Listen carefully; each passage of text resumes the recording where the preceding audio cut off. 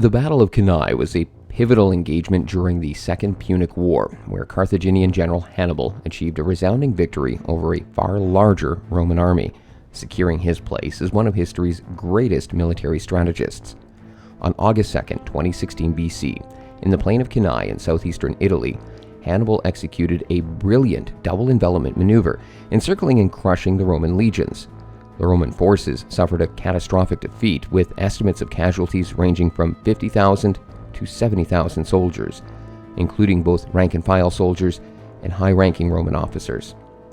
Hannibal's tactics relied on drawing the Roman legions into a tight formation and then launching a surprise attack from the flanks and rear, leaving the Romans with little room to maneuver and exploit their numerical advantage. This masterful strategy demonstrated Hannibal's unparalleled understanding of battlefield dynamics and his ability to exploit the weaknesses of his opponents. The consequences of Cannae were profound. Rome's military strength had been severely crippled, and its confidence shattered. The defeat forced the Romans to rethink their strategy and tactics, adopting a more cautious approach in their subsequent battles against Hannibal.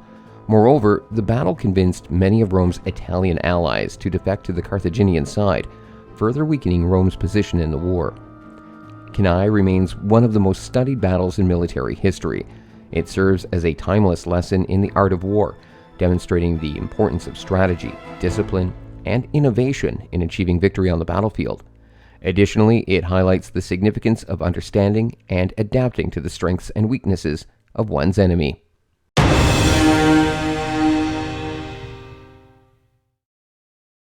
The Siege of Toledo was a pivotal event during the Islamic conquest of the Iberian Peninsula, marking a significant victory for the Caliph of Córdoba. The siege lasted for 2 years, from 930 to 932, and culminated in the surrender of the city of Toledo to the forces of the Umayyad Caliph Abd al-Rahman III. Toledo, known for its rich cultural heritage and strategic location, was a major prize in the struggle for control of the Iberian Peninsula. The city's fall to the Caliphate further solidified Abd al-Rahman III's authority and expanded the influence of the Umayyad dynasty in the region. The conquest of Toledo had profound consequences for the history of medieval Spain. It marked a significant advance of Islamic civilization into the heart of the Iberian Peninsula and laid the groundwork for the establishment of Al-Andalus, the Islamic territory in southern Spain. The Islamic rule in Al-Andalus would endure for several centuries, leading to an era of cultural flourishing and intellectual exchange. The fall of Toledo also led to shifts in political alliances among the Christian kingdoms in the north of the peninsula. It prompted the emergence of a unified effort among the Christian rulers to halt further Islamic expansion, setting the stage for the centuries-long Reconquista, during which the Christian kingdoms gradually reclaimed territory from Muslim rule. The conquest of Toledo brought about significant cultural and intellectual exchanges between the Islamic and Christian societies. Toledo, in particular, would become a hub of translation and learning, where Arabic works on science, philosophy, and other disciplines were translated into Latin, making them accessible to the Christian scholars of Europe.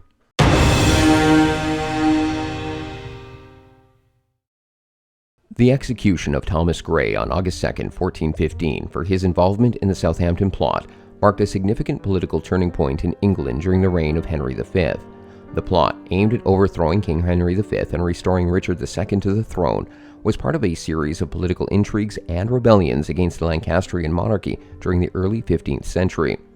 Thomas Grey, a prominent nobleman, was a key figure in the conspiracy. The plot was foiled by the authorities, and Grey was arrested and subsequently executed. His execution was a clear demonstration of King Henry V's determination to suppress any opposition to his rule, as well as a message to other potential adversaries. The Southampton Plot was a reflection of the underlying tensions and rivalries between the House of Lancaster, represented by Henry V, and the supporters of the deposed Richard II. The Lancastrian dynasty had come to power through a series of tumultuous events, including the overthrow of Richard II in 1399.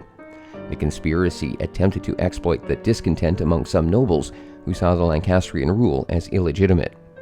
The successful quashing of the plot helped Henry V consolidate his authority and legitimacy as the rightful king of England.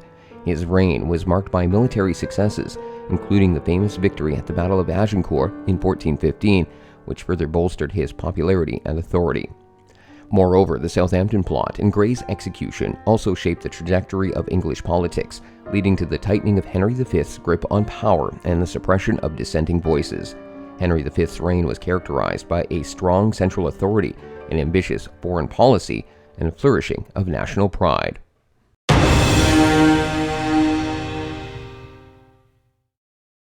Carl D. Anderson's groundbreaking discovery of the positron, the antiparticle of the electron, revolutionized particle physics and deepened our understanding of the subatomic world.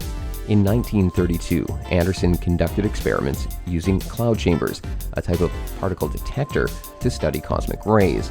His observations revealed the existence of a new positively charged particle with the same mass as an electron, but an opposite charge. This new particle was soon identified as the positron. Anderson's discovery of the positron was significant for several reasons. First, it confirmed a theoretical prediction made by British physicist Paul Dirac in 1928, who postulated the existence of antimatter.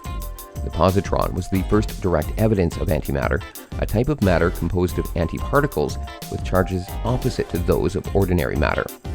Second, the discovery of the positron provided crucial insights into the nature of particle interactions. It demonstrated that antimatter particles can be produced in energetic processes, such as high-energy collisions between particles, and can subsequently annihilate with ordinary matter, releasing energy in the form of gamma rays. Anderson's work earned him the Nobel Prize in Physics in 1936, recognizing the profound impact of his discovery on the field of particle physics. The study of antimatter continues to be a fundamental area of research in modern physics, with applications in both theoretical and experimental studies.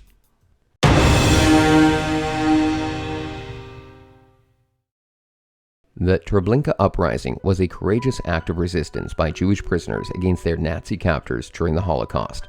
On August 2, 1943, in the extermination camp of Treblinka, located in occupied Poland, a group of prisoners staged a daring revolt, attempting to break free from the camp's horrors. The Treblinka camp was part of the Nazi regime's genocidal final solution, aimed at the systematic extermination of European Jews. During its operation from July 1942 to October 1943, approximately 800,000 to 1 million Jewish men, women, and children were murdered in the gas chambers of Treblinka. Led by a small group of prisoners who managed to acquire weapons, the revolt began with an attack on the camp's guards. They set buildings on fire and attempted to breach the fences to escape. Despite facing overwhelming odds and heavily armed Nazi guards, the prisoners fought with tremendous bravery, determined to resist and expose the atrocities of the camp to the world.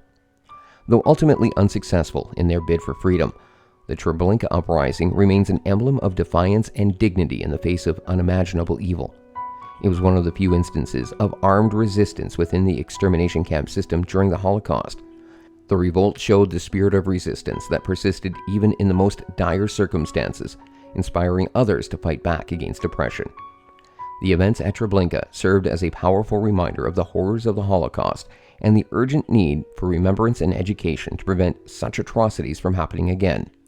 Today, the site stands as a memorial to the victims of the Holocaust and a solemn testament to the indomitable spirit of those who resisted.